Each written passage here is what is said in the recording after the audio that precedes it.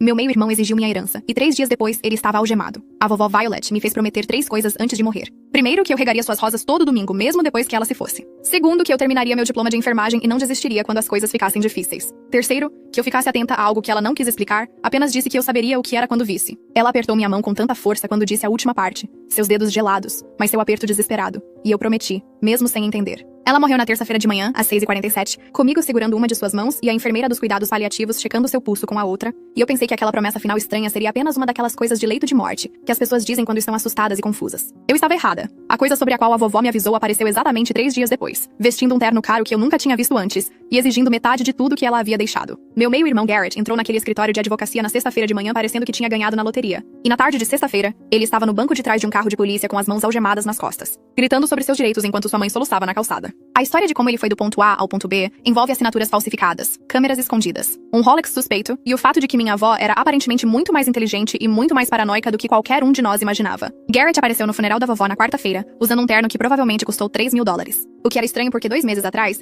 ele ligou para o meu pai implorando por dinheiro para pagar sua conta de luz. Papai deu a ele $400, como sempre fazia, e Garrett nunca pagou de volta. Como também sempre fazia, mas agora ele tinha sapatos italianos e um relógio que brilhava toda vez que ele movia o pulso. Aquele Rolex de ouro que ele ficava ajustando e exibindo como se quisesse que as pessoas notassem. Mas eu notei. Passei o funeral inteiro observando-o circular pela recepção, apertando a mão dos amigos da vovó e aceitando condolências como se fosse o neto enlutado que esteve lá todos os dias. Mas a realidade era diferente. Garrett visitou a vovó exatamente 2 vezes durante sua batalha de 10 meses contra o câncer. Uma vez no Natal, quando sua mãe, Patrícia, o arrastou até lá para a foto de família obrigatória. E outra vez em fevereiro, por cerca de 15 minutos, quando ele precisou pegar o carro da vovó emprestado porque sua caminhonete foi guinchada. Eu sei porque eu estava lá no mínimo 3 dias por semana, dormindo na cadeira ao lado da cama dela, ajudando-a a ir ao banheiro às 3 da manhã, segurando sua mão nos dias ruins, quando os analgésicos a deixavam confusa e assustada. Garrett comia salada de batata e dizia às pessoas o quanto sentiria falta dela, e eu queria atirar algo na cabeça dele. Patrícia me encurralou perto da mesa de sobremesas usando as pérolas da vovó, aquelas do dia do casamento dela, que ela havia me prometido desde que eu tinha 7 anos. Ela me viu olhando e as tocou, quase defensivamente, e disse que a vovó as deu a ela na semana passada como agradecimento por toda a ajuda. Eu quase ri. Patrícia apareceu no hospital 2 vezes, ambas ficando menos de meia hora porque o cheiro a deixava enjoada. Ela nunca ajudou com os remédios, nunca acompanhou uma sessão de quimioterapia, nunca se ofereceu para me dar um descanso, para que eu pudesse ir para casa e dormir na minha própria cama. Mas lá estava ela, usando as pérolas da minha avó e sorrindo como se as tivesse merecido.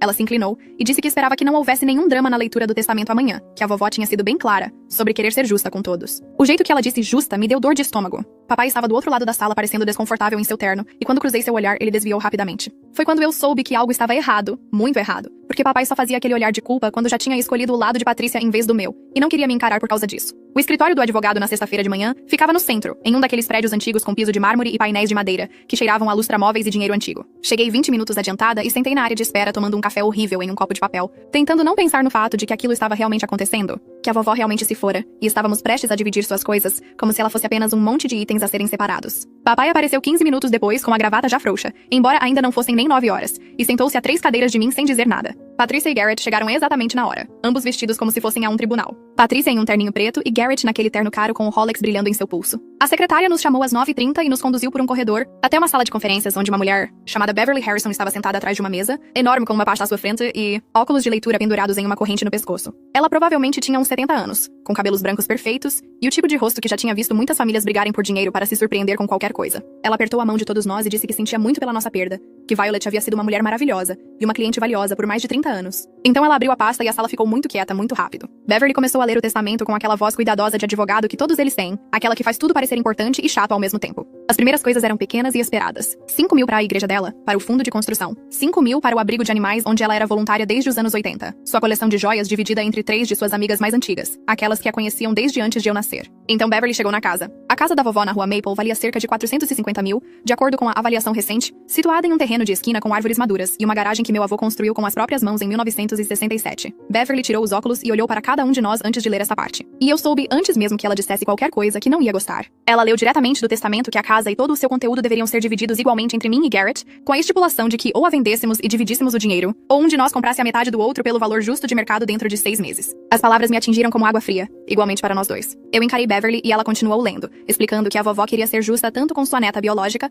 quanto com seu neto postiço, porque família não era apenas sangue. Eram os laços que escolhíamos. Garrett não parecia nem um pouco surpreso, nem Patrícia. Foi assim que soube que eles já sabiam que isso estava por vir. O resto foi direto. A conta poupança da vovó, cerca de 78 mil, dividida igualmente entre mim e Garrett. O carro dela foi para o vizinho que a levava às consultas. Vários itens pessoais distribuídos para várias pessoas. Quando Beverly terminou, ela dobrou os papéis e perguntou se alguém tinha perguntas. Minha voz saiu trêmula quando perguntei quando a vovó havia atualizado este testamento e por quê. Beverly disse que a vovó tinha vindo em março do ano passado e feito mudanças significativas em seu testamento anterior, de 2019. Ela disse que a vovó tinha sido bem clara sobre querer que ambos os netos fossem tratados igualmente, e até mencionou gravar um vídeo explicando seu raciocínio, embora nunca tenha de fato gravado um. Garrett falou com uma voz respeitosa e ponderada, dizendo que estava honrado por a vovó ter pensado nele e que esperava que pudéssemos resolver tudo tranquilamente, sem conflitos. Patrícia assentiu e acrescentou que esse era claramente o desejo da vovó e que devíamos respeitá-lo em vez de dificultar as coisas. Papai finalmente levantou o olhar das mãos e disse baixinho que mamãe, sua primeira esposa e filha legítima da vovó, gostaria que eu ficasse com a casa. O rosto de Patrícia se contraiu e ela disse que não estávamos ali para falar sobre o que os mortos gostariam. Estávamos executando o testamento legal que a vovó assinou. Beverly sugeriu que todos nós levássemos um tempo para processar e agendou uma reunião de acompanhamento para a próxima semana para discutir como queríamos proceder com a casa. Sair daquele escritório parecia andar debaixo d'água, tudo distorcido e difícil de atravessar. Dirigi direto para a casa da vovó, embora soubesse que não devia. Mesmo que isso me fizesse parecer possessiva ou estranha sobre a situação, eu só precisava estar lá. Precisava estar perto das coisas dela e lembrar como ela realmente era antes que toda essa porcaria de herança complicasse tudo. A chave ainda funcionava e a casa cheirava como ela. Como os sachês de lavanda que ela guardava em todas as gavetas e o lustra-móveis de limão que ela usava todo sábado de manhã. Tudo estava exatamente onde ela havia deixado. Seus óculos de leitura na mesinha lateral, dobrados em cima de palavras, cruzadas pela metade. Seus tamancos de jardinagem perto da porta dos fundos, ainda sujos de lama da última vez que ela mexeu em suas rosas. Sentei no sofá floral dela e chorei aquele choro feio, em que você não consegue recuperar o fôlego e seu rosto fica todo inchado. Então notei algo. A porta do escritório estava aberta. Eu sempre fechava aquela porta quando saía, porque a vovó era paranoica com a possibilidade de seus papéis serem mexidos. Ela tinha todo um sistema para organizar seus arquivos que mantinha há décadas, mas a porta estava aberta a cerca de 15 centímetros. E quando me aproximei para fechá-la, vi que a escrivaninha dela havia sido movida. Não muito, apenas alguns centímetros, mas o suficiente para que as marcas no tapete de onde ela geralmente ficava estivessem visíveis. Alguém esteve aqui recentemente, depois que ela morreu. Liguei para o papai e perguntei se ele havia dado a Garrett uma chave da casa da vovó. Ele ficou quieto por muito tempo antes de responder, o que me disse tudo. Ele admitiu que sim. Patrícia havia pedido uma chave reserva no mês passado. Disse que ela queria poder verificar a casa e regar as plantas enquanto a vovó estava nos cuidados paliativos. Perguntei por que ele não tinha me contado isso e ele ficou na defensiva. Disse que parecia inofensivo na época e que ele não achou que importaria. Contei a ele sobre a escrivaninha movida e a porta aberta, e ele disse que eu provavelmente estava sendo paranoica. Que o luto faz as pessoas verem problemas onde não existem. Mas sua voz tinha aquela hesitação culpada que significava que ele sabia que algo estava errado e não queria admitir. Depois que desligamos, andei pela casa com mais cuidado, procurando outros sinais de que alguém esteve lá. O armário do quarto da vovó havia sido mexido. Caixas na prateleira de cima movidas e não colocadas de volta corretamente. O armário de remédios do banheiro estava entreaberto, como se alguém o tivesse vasculhado procurando por algo. Na cozinha, uma das gavetas onde a vovó guardava papéis importantes estava mais para fora que as outras. Tirei fotos de tudo com meu celular, sem saber porquê, mas sabendo que gostaria de ter a documentação mais tarde. Então eu encontrei a câmera. Era minúscula, talvez do tamanho de uma moeda, presa na estante do escritório e apontada para a escrivaninha. Uma pequena luz vermelha piscava a cada poucos segundos. Alguém havia colocado uma câmera escondida na casa da minha avó morta. Minhas mãos tremiam tanto que quase deixei meu celular cair ao tentar ligar para a polícia. A atendente perguntou qual era a minha emergência, e tentei explicar sobre a câmera, os móveis movidos e o testamento, mas saiu tudo embaralhado e confuso. Ela perguntou se eu estava em perigo imediato, e eu disse que não, mas que alguém havia invadido a casa da minha avó e instalado o equipamento de vigilância. Ela disse que enviaria um policial para registrar um boletim de ocorrência e me disse para não tocar em mais nada. O policial Dennis Walsh apareceu 30 minutos depois. Um cara na casa dos 40 anos, com olhos cansados e um bloco de notas que ele claramente havia preenchido 1000 vezes antes. Ele pegou meu depoimento sobre encontrar a câmera e perguntou se eu tinha alguma ideia de quem poderia tê-la colocado lá.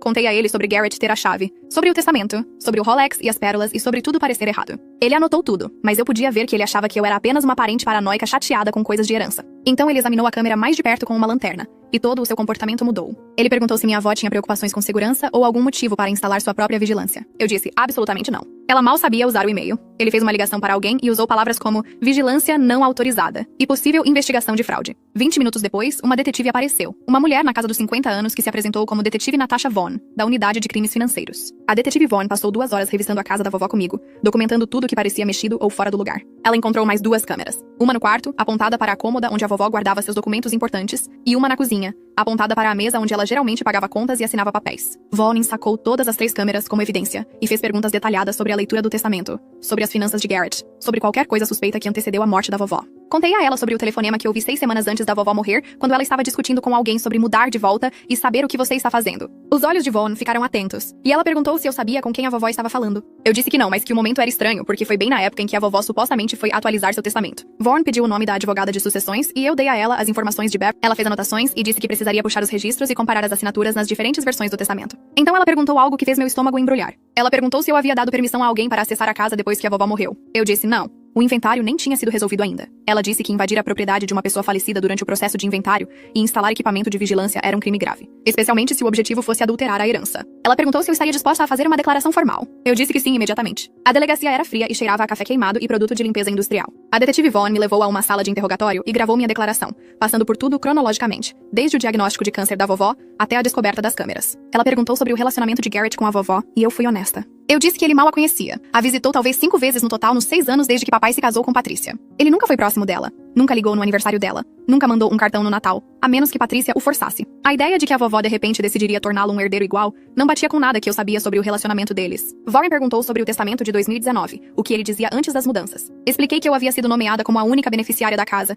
e da maior parte do patrimônio, com legados menores para os amigos e instituições de caridade da vovó. Aquele testamento fazia sentido. Refletia quem a vovó realmente amava e quem esteve lá por ela. Este novo testamento parecia errado de um jeito que eu não conseguia articular completamente, mas Vaughn parecia entender. Ela disse que casos de fraude muitas vezes pareciam errados, antes de haver provas concretas. Que as famílias que conheciam o falecido podiam sentir quando algo não se encaixava nos padrões de seus entes queridos. Ela explicou que precisariam examinar as assinaturas em ambos os testamentos, entrevistar as testemunhas que supostamente viram a avó assinar a versão de 2023 e puxar os registros telefônicos para ver com quem a vovó esteve em contato antes de o testamento ser alterado. Ela disse que essas investigações levam tempo, às vezes meses, mas que ela sinalizaria como urgente, dado o equipamento de vigilância. Saí da delegacia às 19 horas daquela noite, exausta e ligada ao mesmo tempo, meu cérebro girando com pensamentos demais para organizar. Fui pra casa e tentei comer algo, mas tudo tinha gosto de papelão. Por volta das 22 horas, meu telefone tocou com um número bloqueado. Quase não atendi, mas algo me fez pegar. Uma voz de mulher que não reconheci disse alô, e perguntou se era a neta de Violet Ray. Eu disse que sim, meu coração batendo forte. Ela disse que seu nome era Ruth Alcott, e que ela tinha sido vizinha da vovó por 40 anos. Morava 3 casas abaixo na rua. Eu me lembrava dela do funeral. Uma mulher minúscula nos seus 80 anos que chorou durante todo o serviço. Ruth disse que precisava me contar algo que estava com muito medo de mencionar antes. Em março passado, na época em que a vovó supostamente atualizou seu testamento, Ruth tinha visto o carro de Patrícia estacionado em frente à casa da vovó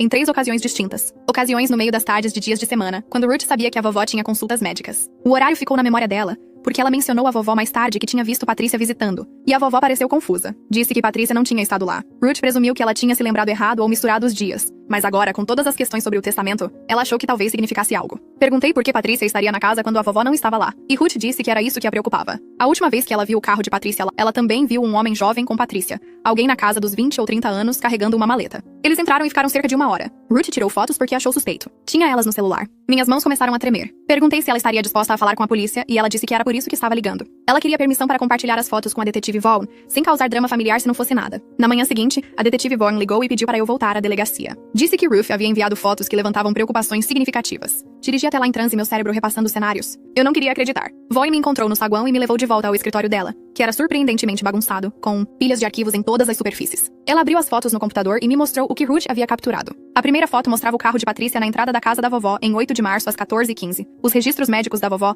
mostravam que ela tinha uma sessão de quimioterapia naquela tarde, das 3 às 16 horas, o que significava que ela definitivamente não estava em casa. A segunda foto, tirada com uma lente teleobjetiva da varanda de Ruth, mostrava Patrícia e um homem em trajes executivos casuais, parados na varanda da frente da vovó com o que parecia ser uma bolsa de laptop. A terceira foto os mostrava dentro de casa, visíveis pela janela da frente, sentados na escrivaninha da vovó no escritório. O registro de data e hora dizia 8 de março às 14h47. Abriu outro documento e me mostrou a data no testamento de 2023.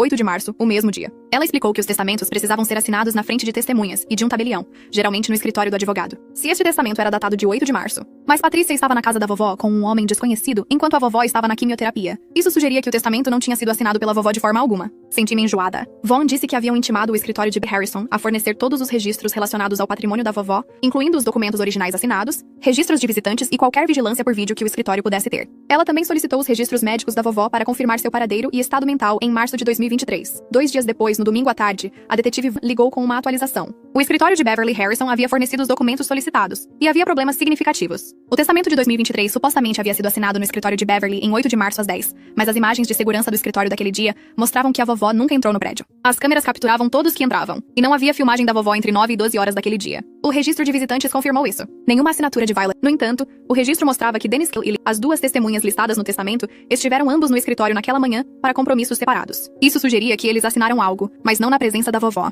Vaughn explicou que isso tornava o testamento inválido, mesmo que a avó o tivesse assinado de fato, o que agora parecia improvável. Ela disse que haviam contatado um perito em documentos forenses que concordou em analisar ambos os testamentos e comparar as assinaturas. Essa análise levaria pelo menos uma semana. Enquanto isso, Vaughn queria entrevistar Garrett Garrett e Patrícia formalmente. Ela perguntou se eu sabia onde eles estariam no domingo à noite, e eu disse que provavelmente em casa. Patrícia geralmente cozinhava o jantar de domingo. Vaughn disse que eles trariam os dois na segunda-feira de manhã para interrogatório. Ela me aconselhou a não contatá-los ou mencionar a investigação, porque eles poderiam destruir evidências. Eu concordei e passei a noite de domingo sem conseguir dormir, imaginando como a segunda-feira se desenrolaria. Na segunda-feira de manhã, a detetive Vaughn e 2 policiais uniformizados apareceram na casa de Patrícia e Garrett às 7 horas. Eu sei porque Vaughn me ligou do carro e me colocou no viva voz para que eu pudesse ouvir o que aconteceu. Eles bateram na porta e Patrícia atendeu de roupão, parecendo confusa e irritada. Vaughn se identificou e explicou que precisavam que Patrícia e Garrett fossem à delegacia para responder a perguntas sobre o patrimônio de Violet. Patrícia imediatamente ficou na defensiva, exigiu saber do que se tratava e se eles estavam sendo presos. Vaughn disse que era voluntário por enquanto, mas se eles recusassem, ela poderia obter mandados. Patrícia gritou por Garrett e ele apareceu parecendo meio adormecido de calça de moletom. Vaughn perguntou se ambos iriam voluntariamente à delegacia, e Patrícia disse que não sem um advogado.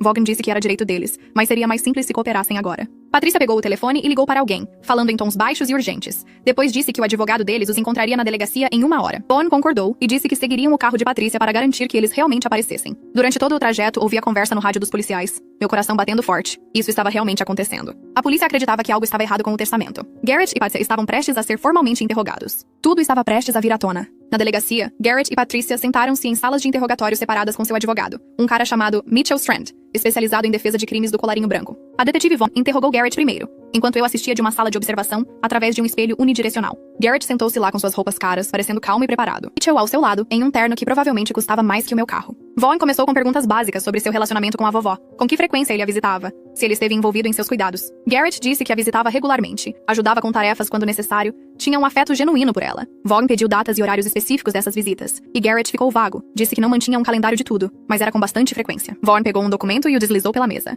Era o registro de visitantes dos cuidados paliativos dos últimos 6 meses de vida da vovó, mostrando cada pessoa que foi à casa, com datas e horários de entrada. O nome de Garrett aparecia exatamente uma vez, em 14 de março, 3 dias depois que ele supostamente ajudou a testemunhar o Novo Testamento da vovó. Ele ficou 9 minutos. O rosto de Garrett corou e ele gaguejou que talvez o registro estivesse incompleto. Talvez ele a tivesse visitado quando não havia ninguém para registrar sua entrada. Vaughn disse que os cuidados paliativos exigiam que os visitantes assinassem a entrada por questões de seguro e responsabilidade. O registro estava completo. Mitchell colocou a mão no braço de Garrett, um sinal para parar de falar, mas Vaughn continuou. Ela perguntou sobre o Rolex que Garrett estava usando no funeral, onde ele o conseguiu. Garrett disse que a vovó o tinha dado a ele como um presente de herança antecipada. Vaughn perguntou quando isso supostamente aconteceu e Garrett disse que em algum momento de fevereiro. Ela mostrou fotos da coleção de relógios do vovô Harold, do inventário de bens que eu ajudei a criar anos atrás, quando o vovô morreu. 3 relógios, nenhum deles um Rolex. Ela perguntou de onde aquele Rolex tinha vindo realmente. Garrett olhou para Mitchell e eles sussurraram por um momento. Então Garrett disse que o tinha comprado para si mesmo. Ele havia se enganado sobre ser da vovó. Vaughn perguntou onde ele conseguiu o dinheiro para um relógio de $15 mil, quando seu relatório de crédito mostrava 3 cartões estourados e um aviso de despejo de 6 meses atrás. Garrett disse que isso era informação financeira pessoal, e ele não tinha que explicar suas compras. Vaughn assentiu e mudou de assunto, perguntando sobre as câmeras encontradas na casa da vovó. O rosto de Garrett ficou pálido e ele disse que não sabia nada sobre câmeras. Vaughn explicou que 3 câmeras de vigilância haviam sido descobertas escondidas na casa, todas gravando áreas onde a vovó guardava documentos financeiros e papéis pessoais. As câmeras transmitiam para uma conta de armazenamento em nuvem registrada em um endereço de e-mail, que incluía o primeiro nome e o ano de nascimento de Garrett. Ela perguntou se aquele era o e-mail dele. Mitchell começou a objetar, mas Garrett o interrompeu e disse que sim. Era o e-mail dele, mas ele não tinha colocado câmeras na casa da vovó. Alguém devia ter roubado sua identidade. Vaughn perguntou quando foi a última vez que ele acessou aquela conta de e-mail. Garrett disse que a verificava regularmente. Ela pegou um mandado e mostrou a ele os registros de acesso daquele e-mail, mostrando o login do endereço IP da casa dele tão recentemente quanto na semana passada, após a morte da vovó. Os registros também mostravam ele acessando as imagens das câmeras dezenas de vezes entre março e abril, assistindo a gravações da vovó em sua escrivaninha. A sala ficou muito quieta. Mitchell se inclinou e sussurrou urgentemente para Garrett. Depois disse que eles haviam terminado de responder as perguntas e estavam invocando seu direito de permanecer em silêncio. Vaughn disse que era escolha dele, mas que eles tinham causa provável suficiente para prendê-lo agora mesmo. Ela leu para ele seus direitos Miranda enquanto Garrett estava sentado lá com o rosto congelado. E então 2 policiais entraram e o algemaram. Ele parecia chocado, como se esperasse que seu advogado fizesse tudo aquilo desaparecer. Eu assisti através do vidro e senti uma mistura estranha de satisfação e tristeza, como se eu tivesse ganhado algo, mas o custo fosse tudo. O interrogatório de Patrícia foi diferente. Ela sentou-se em sua sala com Mitchell ao seu lado, e a detetive Vaughn trouxe uma pasta grossa de documentos. Vaughn começou explicando que eles tinham evidências de que Patrícia esteve na casa da vovó em 8 de março, enquanto a vovó estava em uma sessão de quimioterapia, acompanhada por um homem desconhecido. Patrícia negou inicialmente, disse que devia ter errado a data. Talvez ela tivesse visitado em um dia diferente. Vaughn mostrou a ela as fotos de Ruth com os registros de data e hora, e o rosto de Patrícia desmoronou. Ela admitiu que esteve lá, mas disse que estava apenas verificando-a. A casa garantindo que tudo estava bem para quando a vovó voltasse para casa. Vaughn perguntou quem era o homem com ela. Patrícia disse que não se lembrava. Talvez um técnico de reparos ou algo assim. Vaughn pegou uma foto ampliada do rosto do homem e perguntou se Patrícia tinha certeza de que não o conhecia. Patrícia encarou a foto e não respondeu. Vaughn disse: "Isso é interessante porque o homem era Dennis Cale, uma das testemunhas listadas no testamento da vovó de 2023. Ela perguntou a Patrícia como ela conhecia Dennis. Patrícia disse que não o conhecia. ela nunca o tinha encontrado. Vaughn pegou os registros telefônicos mostrando 17 ligações entre o celular de Patricia e o número de Dennis Cale entre fevereiro e março do ano passado, algumas com duração de mais de 20 minutos. Ela perguntou se Patricia queria rever sua declaração. Mitchell interveio e disse que Patricia não responderia a mais nenhuma pergunta sem consultá-lo em particular. Vaughn disse que tudo bem, mas que ela deveria saber que eles também haviam intimado os registros bancários de Patricia e encontrado um pagamento de $12.000 para Dennis Cale em 15 de março, com a linha de memorando taxa de consulta. Patricia começou a chorar, aqueles soluços dramáticos dizendo que ela estava apenas tentando ajudar Garrett a se sentir incluído na família, que ele se sentia tão deixado de lado e indesejado. Vaughn a deixou chorar por um momento, depois perguntou se ajudar Garrett a se sentir incluído significava falsificar um testamento. O laudo do perito forense de documentos voltou na quarta-feira, confirmando o que todos já suspeitavam. A assinatura no testamento de 2023 não foi escrita por Vaughn. O relatório era técnico e detalhado, falando sobre padrões de pressão e variações de traço e análise microscópica, mas a conclusão era clara. Alguém havia traçado a assinatura da vovó de outro documento. Provavelmente um de seus cheques ou cartões antigos, e a replicado cuidadosamente, mas não perfeitamente. O perito observou que o signatário havia hesitado em vários lugares, onde a assinatura natural da vovó fluía suavemente, e a pressão da caneta era inconsistente de maneiras que sugeriam alguém copiando em vez de assinar naturalmente. Combinado com as imagens de segurança mostrando que a vovó nunca visitou o escritório do advogado naquele dia, e a presença de Patricia na casa com a testemunha, Dennis Cale, isso pintou um quadro claro de fraude. A detetive Vaughn me ligou na quarta-feira à tarde e explicou que eles estavam acusando Garrett de fraude, falsificação, roubo de identidade, vigilância ilegal e abuso de idoso. Patricia estava sendo acusada como cúmplice de fraude e conspiração. Ambos enfrentavam penas de prisão significativas se condenados. Vaughn disse que o promotor distrital estava muito confiante sobre o caso, dadas todas as evidências. Ela perguntou como eu estava, se eu precisava de serviços de apoio ou aconselhamento. Eu disse que honestamente não sabia como me sentia, como se devesse estar feliz por a justiça estar acontecendo, mas principalmente eu me sentia vazia e triste. Minha família estava destruída. Papai estava preso no meio, tendo que escolher entre sua esposa, que ajudou a falsificar documentos, e sua filha, que descobriu tudo. A memória da vovó estava manchada por toda essa sujeira. A casa que eu herdei parecia menos um presente e mais uma evidência de tudo que deu errado. A audiência preliminar foi marcada para 2 semanas depois. Sentei na galeria do tribunal e observei Garrett e Patricia encararem o juiz, ambos com roupas amarrotadas por estarem na prisão desde segunda-feira. Mitchell argumentou pela fiança, dizendo que seus clientes não tinham condenações anteriores e não apresentavam risco de fuga. A promotora, uma mulher perspicaz chamada Diana Wolf, argumentou que a natureza sofisticada da fraude e os recursos financeiros que eles haviam roubado sugeriam tanto os meios quanto o motivo para fugir. Ela citou as câmeras escondidas como evidência de premeditação e planejamento detalhado. O juiz concordou e estabeleceu a fiança em $500 mil para cada um deles. Mitchell parecia arrasado. Não havia como Patricia e Garrett pagarem isso. Eles ficariam sob custódia até o julgamento. Enquanto o juiz encerrava a audiência, Garrett se virou e olhou diretamente para mim. Seu rosto estava cheio de raiva, ódio puro, como se a culpa fosse minha em vez dele. Patricia apenas chorava, seus ombros tremendo. Papai sentou do outro lado do tribunal, parecendo abatido e velho, como se tivesse envelhecido 10 anos em 2 semanas. Depois do tribunal, tentei falar com ele no corredor, mas ele passou por mim sem fazer contato visual. Fiquei lá observando-o sair e percebi que talvez ele me culpasse também. Talvez na cabeça dele eu devesse ter apenas aceitado o testamento falsificado e mantido a família unida. Talvez ligar para a polícia tenha me tornado a vilã em sua história. Beverly Hale me ligou 1 semana depois e se desculpou. Ela explicou que havia sido enganada junto com todo mundo, que Dennis haviam sido contratados por Patricia para se passarem por testemunhas legítimas, e ela não teve motivos para duvidar deles na época. Ela disse que se sentia péssima por não ter percebido a fraude antes, que deveria ter sido mais cuidadosa ao verificar a presença real da vovó na assinatura. Ela se ofereceu para cuidar do processo de inventário pro bono para compensar o descuido. Agradeci, mas disse que provavelmente contrataria outra pessoa. Sem ofensas. Mas eu precisava de um novo começo com um advogado que não estivesse conectado a nada dessa bagunça. Ela entendeu e enviou todos os arquivos. Contratei uma nova advogada, uma mulher chamada Sophie Marsh, especializada em inventários contestados. Sophie revisou tudo e confirmou que o testamento de 2019 estava agora de volta em vigor, já que a versão de 2023 era fraudulenta. Isso significava que a casa e a maior parte do patrimônio eram meus, exatamente como a vovó havia pretendido originalmente. Sophie me avisou que o advogado de Patricia e Garrett poderia tentar argumentar por alguma quantia pequena, com base no fato de serem família. Mas dadas as acusações de fraude, era improvável que algum juiz lhes concedesse qualquer coisa. Ela disse que o inventário deveria ser resolvido dentro de 6 meses, agora que o caso criminal estava avançando. Assinei a papelada e paguei seus honorários iniciais, e tentei me sentir aliviada, mas na maior parte do tempo eu me sentia exausta. Papai finalmente retornou minhas ligações 3 semanas após a prisão. Sua voz parecia vazia quando ele disse que precisava falar comigo pessoalmente. Se poderíamos nos encontrar em um lugar neutro? Nos encontramos em uma cafeteria no centro onde íamos às vezes quando eu estava no ensino médio. E as coisas ainda estavam boas entre nós. Ele parecia péssimo, como se não estivesse dormindo ou comendo direito. Ele disse que Patricia havia implorado para ele ajudar com um fiador para colocar a casa deles como garantia, mas ele recusou. Ela estava furiosa com ele. Ameaçou o divórcio se ele não a apoiasse. Ele disse que não podia fazer isso, não podia ajudá-la depois do que ela fez com a mãe dele. Ele começou a rever fotos antigas e documentos em casa e encontrou rascunhos do testamento falsificado escondidos na mesa de Patricia. Múltiplas tentativas de copiar a assinatura da vovó, notas sobre as informações de contato de Dennis Cale. Ela estava planejando isso há meses, talvez mais. Papai disse que sentia como se todo o seu casamento tivesse sido uma mentira, que talvez Patricia o tivesse mirado especificamente por causa de sua conexão com o dinheiro da vovó. Eu não sabia o que dizer sobre isso.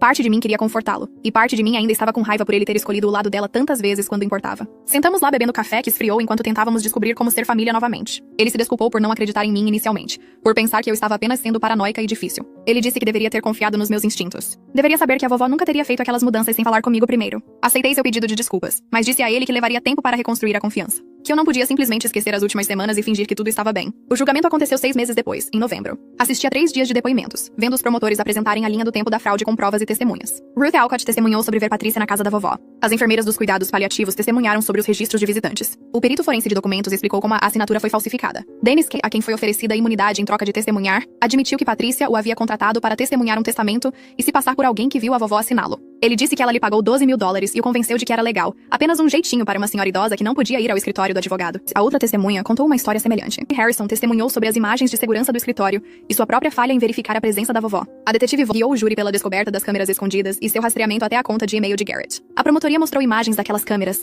gravações da vovó sozinha em sua casa fazendo coisas normais, completamente inconsciente de que estava sendo vigiada por seu neto postiço. Era invasivo e assustador e fez vários jurados parecerem fisicamente enojados. A defesa tentou argumentar que Garrett e Patrícia acreditavam genuinamente que estavam realizando os desejos da vovó, que houve um mal-entendido sobre os procedimentos adequados, mas as evidências eram esmagadoras. O júri deliberou por 4 horas e voltou com vereditos de culpado em todas as acusações. A sentença saiu 1 mês depois. O juiz deu a Garrett 7 anos por fraude, falsificação, roubo de identidade e vigilância ilegal. Patrícia pegou 5 anos como cúmplice. Ambos seriam elegíveis para liberdade condicional após cumprirem 85% de suas sentenças. Mitchell Strand pediu clemência. Falou sobre a infância problemática de Garrett e os problemas de saúde mental de Patrícia. Mas o juiz disse que a natureza premeditada do crime e a violação da confiança de uma mulher idosa e moribunda exigiam consequências sérias. Ela disse que a fraude contra idosos era cada vez mais comum e os tribunais precisavam enviar uma mensagem de que isso não seria tolerado. Garrett chorou durante a sentença, mas Patrícia apenas olhou para frente, seu rosto inexpressivo. Papai sentou na galeria e viu sua esposa ser levada algemada, e eu vi algo quebrar nele. Depois do tribunal, ele me disse que havia pedido o divórcio e estava se mudando para o Arizona, perto do irmão dele. Precisava fugir de todas as memórias e da fofoca. Ele disse que me amava e estava orgulhoso de mim por não ter desistido quando todos me disseram que eu estava errada.